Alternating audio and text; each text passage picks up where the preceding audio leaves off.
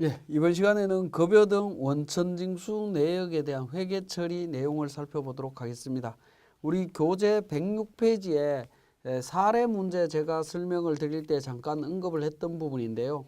자, 106페이지에 보면 6월 10일 종업원 인건비 다음과 같은 급여 대장에 따라 신한은행 보통예금으로 지급했다라고 해서 생산부서, 영업부서 해서 관련되는 회계 처리하는 부분들을 살펴봤습니다. 그죠?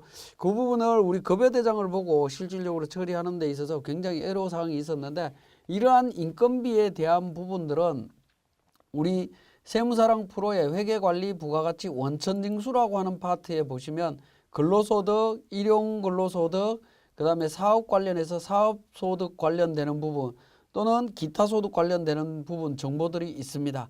자, 여기에서 원천징수 업무가 진행이 되었다라고 하면, 세무사랑 프로에서 진행되었다라고 하면 관련되는 정보를 회계관리의 일반 전표에 자동으로 반영을 할 수 있는 기능이 있다라는 겁니다. 자, 그래서 원천징수 쪽에서 바로 처리되는 파트들을 한번 보도록 하겠습니다. 그 부분이 우리 교재 198페이지에 있습니다. 198페이지에 있는데, 교재가 만들어질 때에는 그 우리 세무사랑 프로가 업그레이드 되기 전 버전이기 때문에 교재에 있는 내용과는 조금 차이가 있습니다. 그 부분 좀 감안하셔서 보셔야 되는데요. 자, 일단 근로소득부터 처리하도록 하겠습니다. 근로소득은 일단 사원 등록을 통해서 등록된 사원들의 급여를 급여자료 입력이라고 하는 메뉴에 1월 달부터 급여 자료를 입력을 했을 겁니다. 이렇게 입력되어 있는 정보들을 원래는 급여 대장을 출력을 해서 이 정보를 보면서 매입 매출 전표에서 일반 전표에서 전표 입력이라고 하는 메뉴에서 회계 처리를 했습니다만은, 이 정보를 갖고 자동으로 회계 처리를 합니다. 세 번째 있는 급여 자료 회계 처리라고 하는 메뉴로 들어가서 회계 처리를 합니다. 자, 급여 자료 언제부터 할 거냐? 1월부터 12월 달까지 회계 처리할 거다라는 겁니다. 그러면 1월부터 12월 달 급여 자료를 전부 다 확인을 하실 수가 있습니다. 12달치를 전부 확인을 하실 수가 있고요. 관련되는 내용들을 거래처라든가 이런 부분들을 또는 분계라든가 이런 부분들을 등록하실 수가 있습니다. 상단 부분에 보시면 분계 설정이라고 하는 부분이 있는데요. F7번 분계 설정 클릭을 하셔서 봅니다. 자, 전표 발생일은 언제로 할 거냐? 지급 월 1을 기준으로 해라라는 겁니다. 지급 월 1을 기준으로 분계를 합니다. 급여 항목은 항목명으로 설정을 한다라는 부분이고요. 계정 합산은 합산하지 않은 계정별 합산으로 한다. 보통은 이제 합산하지 않는 걸로 처리할 수도 있는데 합산하는 걸로 하셔도 상관없습니다. 자, 합산하는 걸로 처리를 하고요.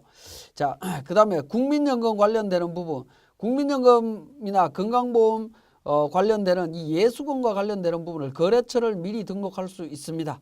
자, 거래처를 국민연금 찾으면 114번 등록되어 있는 거래처 있죠. 등록을 합니다.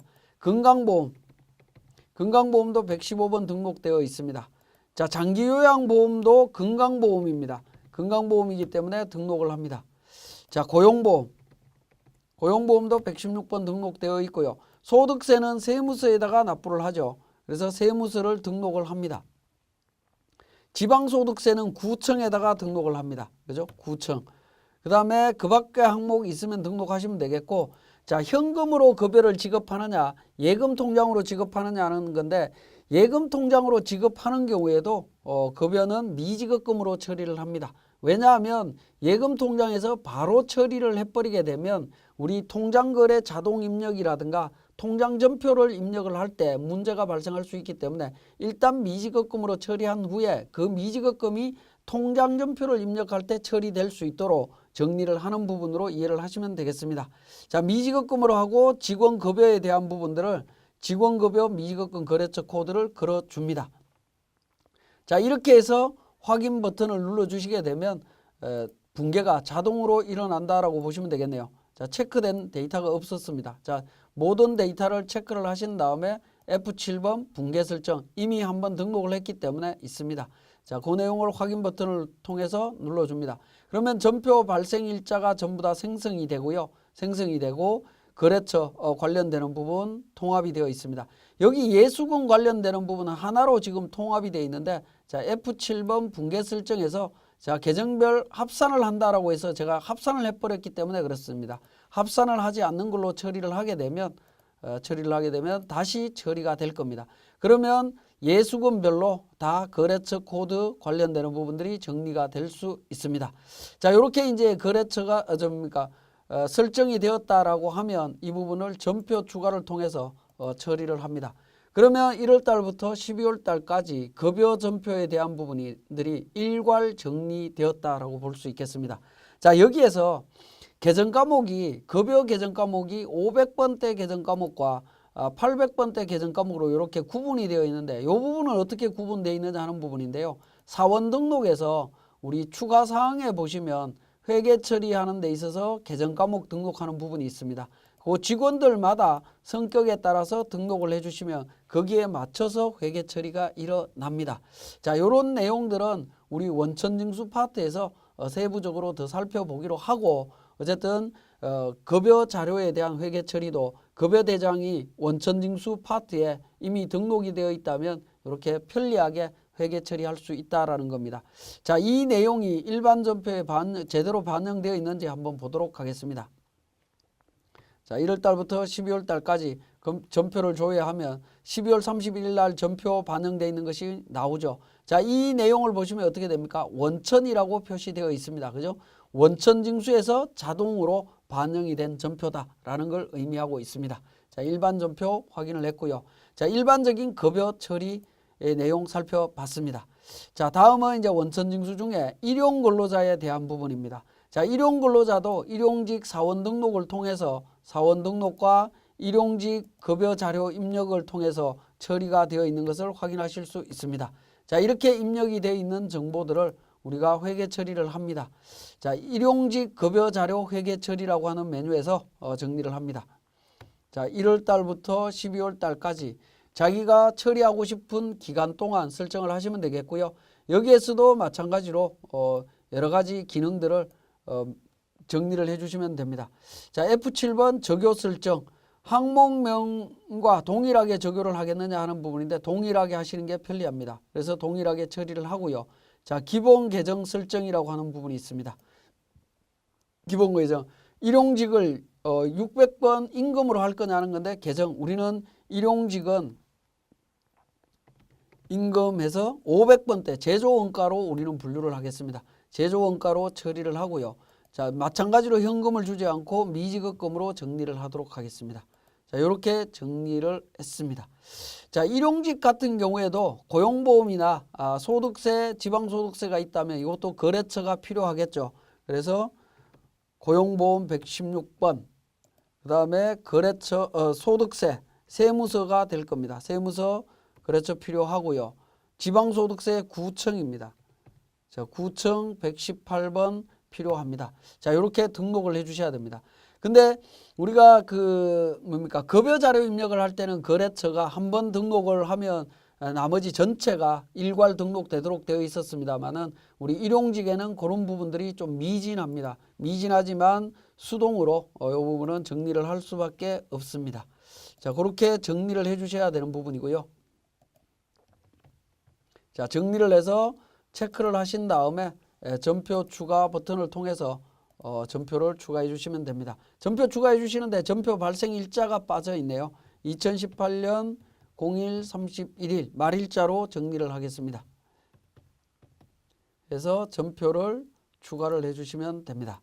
자, 일용직도 이렇게 전표 추가 가능하다라는 부분 말씀을 드렸습니다.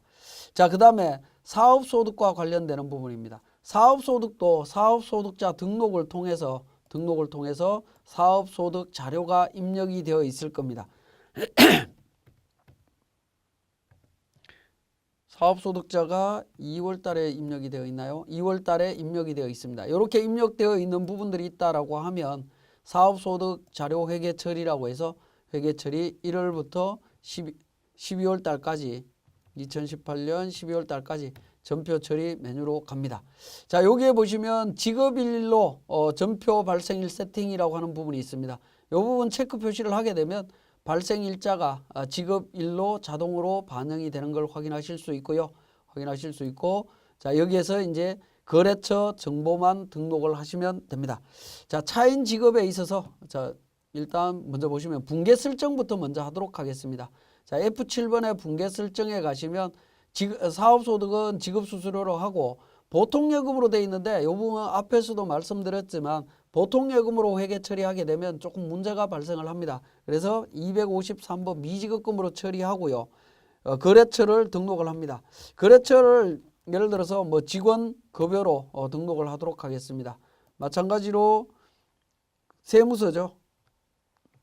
세무서 찾아서 등록을 합니다. 구청 118번입니다. 자, 이렇게 등록을 해놔놓고 찾습니다. 찾으면 관련되는 정보들이 자동으로 반영되는 것을 확인하실 수 있죠. 자, 이렇게 해서 선택하셔서 전표 추가를 해주시면 됩니다. 사업소득도 자동으로 일반 전표에 반영된 것들을 확인하실 수 있습니다. 자, 이 내용들을 일반 전표에서 한번 보도록 하겠습니다.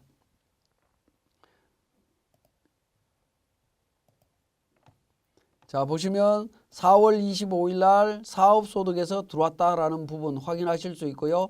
2월 달 사업소득이고요. 3월 달 일용직에서 반영되어 있는 부분을 확인하실 수 있습니다. 1월 달 것도 일용직에서 들어왔다라는 부분을 확인하실 수 있죠. 자, 이런 형태로 자동으로 회계 처리할 수 있습니다. 우리 원천징수에서 지급되는 원천징수 대상 소득 중에 근로소득, 일용직 근로소득, 그 다음에 사업소득과 관련되는 부분은 자동 회계 처리 기능이 있기 때문에 이 기능을 활용하시면 한결 편리하게 전표 처리하실 수 있습니다. 예, 지금까지 우리 세무사랑 프로에 대한 주요 기능부터 시작해서 마지막에 급여 등 원천징수 회계 처리 내용까지 제가 자세하게 설명을 드렸습니다. 조금 부족한 부분들은 우리 교재에 있는 내용들을 참고해서 여러분들이 좀 활용해 주시면 좋겠고요. 또 회계편은 제가 이렇게 마칩니다만은 다음에 이어지는 부가가치세나 또는 원천 또 4대 보험 관련되는 파트도 계속 이어지니까 많은 관심을 가져주시면 감사하겠습니다. 이것으로 교육 마치겠습니다. 감사합니다.